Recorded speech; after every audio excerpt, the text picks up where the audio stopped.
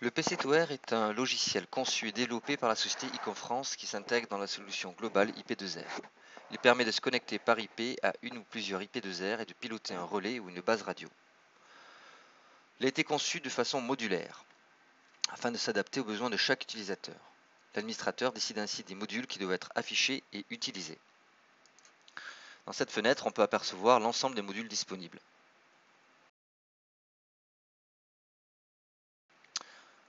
Le module réseau IP2R permet d'afficher les IP2R auxquels nous sommes connectés. Un indicateur LED permet de voir si la connexion est active ou inactive.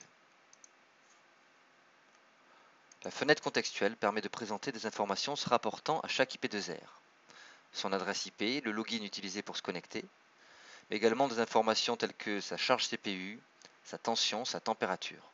Il y a également les informations propres au relais, la tension du relais, la température du relais. Un raccourci vers la page web de l'IP2R permet de pouvoir modifier sa configuration.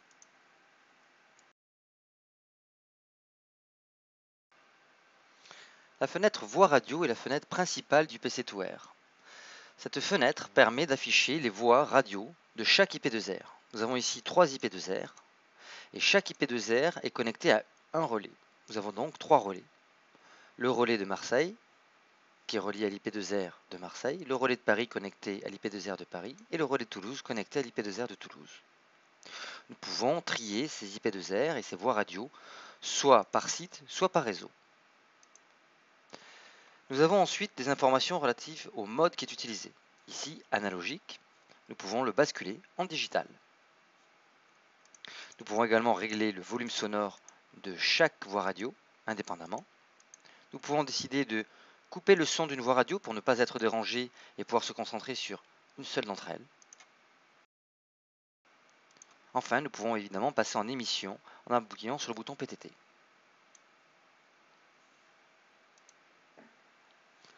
Un historique inclus dans chaque voix radio permet de visualiser les informations reçues sur cette voix. Un appel qui rentre, et nous pouvons visualiser ici qu'il y a un appel en cours et la durée de cet appel. Nous avons également l'identité du poste qui est appelé. Ici son identité numérique parce que c'était un appel numérique.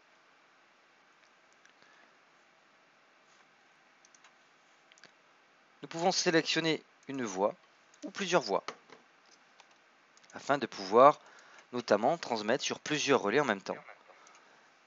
Et chaque voix radio passera en émission.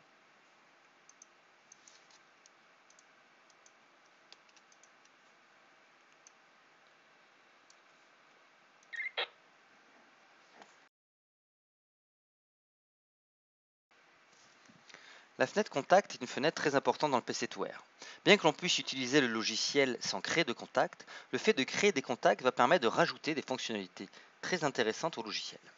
Pour rajouter un contact, il suffit de sélectionner le réseau sur lequel on est, ici France, et d'appuyer sur le bouton plus. Une fenêtre apparaît qui permet de renseigner les différents champs propres à chaque contact. Nous allons pouvoir par exemple préciser pour quelle société il travaille.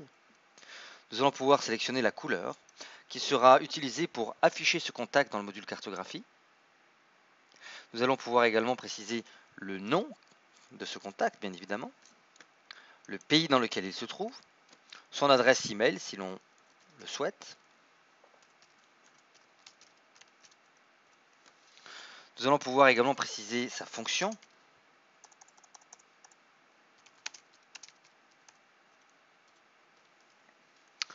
Son numéro de téléphone, dans l'hypothèse où on souhaite le joindre directement par téléphone, on verra qu'il y a un module téléphone inclus dans le PC2R.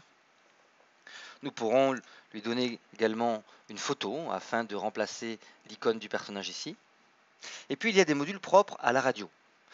Il faudra ici mentionner le sélectif qui est utilisé pour le joindre, si c'est en radio analogique, ou l'ID des PMR si sa radio est numérique. On précisera enfin s'il utilise ou pas une radio munie d'un GPS qui permettra de rajouter des options, on voit ici qu'elles apparaissent et disparaissent, de tracking.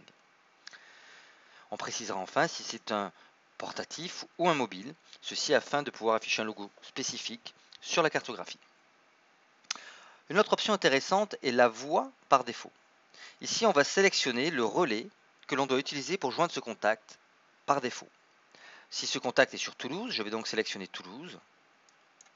Et chaque fois que je sélectionnerai donc Thomas, je sélectionnerai automatiquement la voie de Toulouse. Si je suis par exemple actuellement en train de parler sur la voie de Paris, lorsque je vais sélectionner Thomas, on voit que la voie de Toulouse est automatiquement sélectionnée. Ceci permet à l'opérateur radio de ne pas avoir manuellement sélectionné la voie pour chaque contact.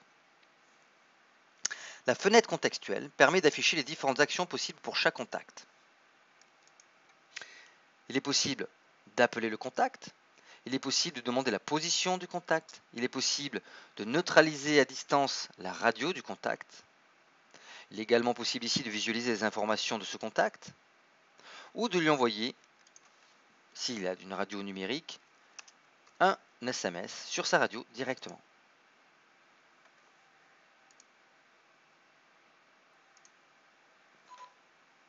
Une fois le message envoyé, le message passe dans l'historique.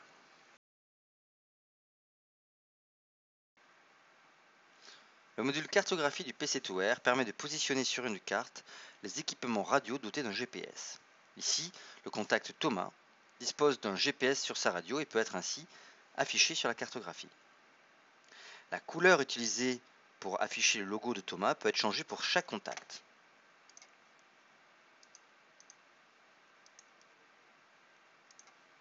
Il est également possible de changer la couleur utilisée pour afficher le nom du contact.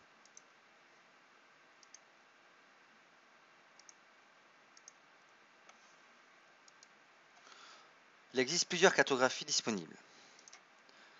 Google Maps, satellite, Google Maps, Roadmap, OpenStreetMap.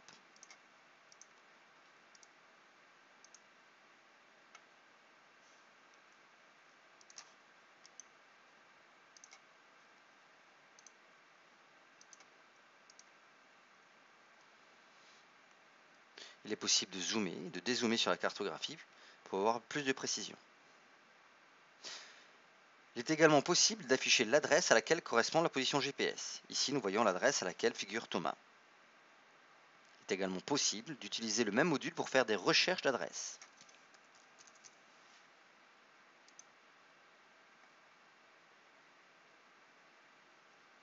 Et de revenir immédiatement sur le contact.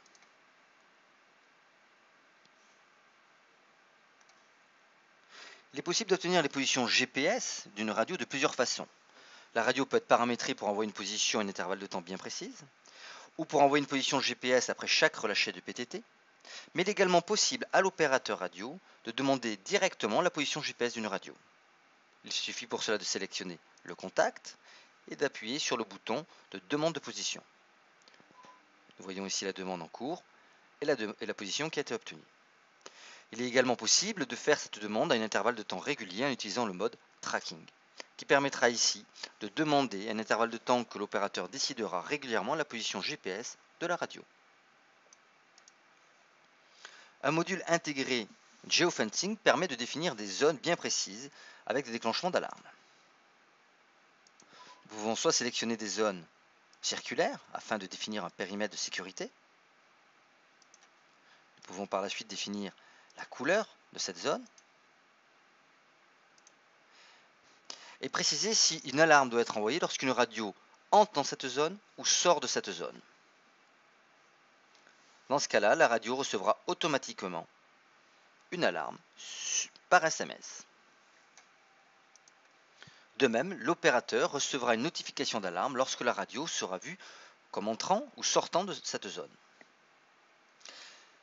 Il est également possible de définir des zones de façon de polygone, ce qui permet d'être plus précis pour définir les zones où l'on souhaite avoir une visibilité et une information plus précise.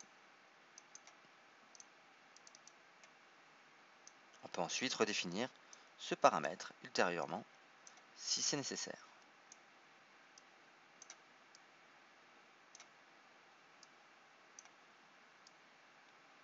Là encore, nous pouvons changer la couleur de la zone et définir si une alarme doit être déclenchée lorsqu'une radio entre ou sort de cette zone.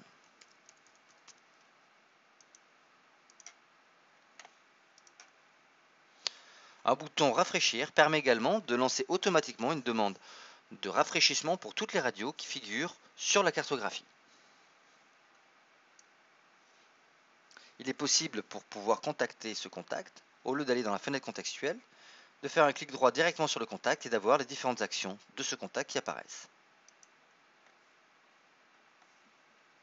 On peut également décider de suivre ce contact de façon bien précise en activant ce loquet.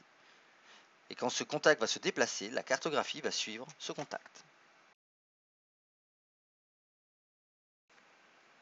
PC2R est un logiciel de sécurité. La gestion des alarmes y est traitée de façon primordiale. Supposons que Thomas déclenche une alarme manuelle. Le logiciel va immédiatement être informé.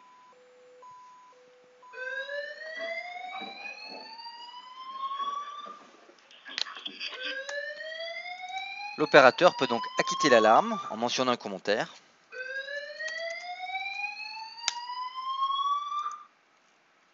Il pourra également visualiser immédiatement la position GPS du contact. On remarquera que toutes les voies radio sont également coupées, sauf la voie radio qui a remonté l'alarme, afin de pouvoir se concentrer uniquement sur la source qui a déclenché l'alarme.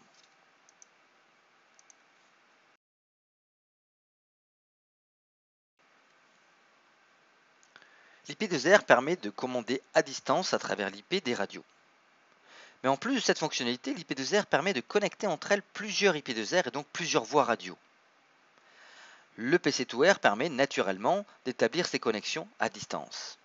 Le module Link, ici, permet donc de déterminer quels sites vont être reliés entre eux. Nous avons par exemple ici le site de Marseille et Toulouse et je peux donc décider d'établir une connexion entre Marseille et Toulouse. Une LED de couleur me permet de m'informer si cette connexion a fonctionné ou non. Je peux décider de sauvegarder cette configuration. Je vais donc l'appeler ici Marseille-Toulouse pour pouvoir faire une connexion plus rapide par la suite.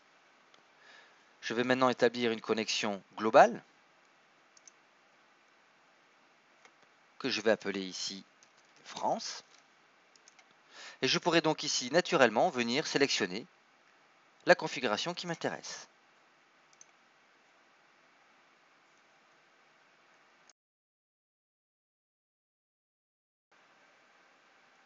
Le PC2R permet, au-delà de la fenêtre de contact, de pouvoir numéroter directement en numérique ou en analogique le numéro d'une radio pour pouvoir l'appeler.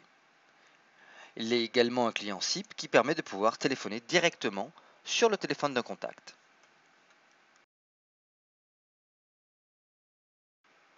Le PC2R a été conçu pour pouvoir s'adapter à chaque utilisateur. Il est ainsi naturellement possible de pouvoir agrandir une fenêtre, ou bien au contraire la réduire. Il est également possible de déplacer une fenêtre afin de la positionner à un endroit qui nous paraît plus fonctionnel.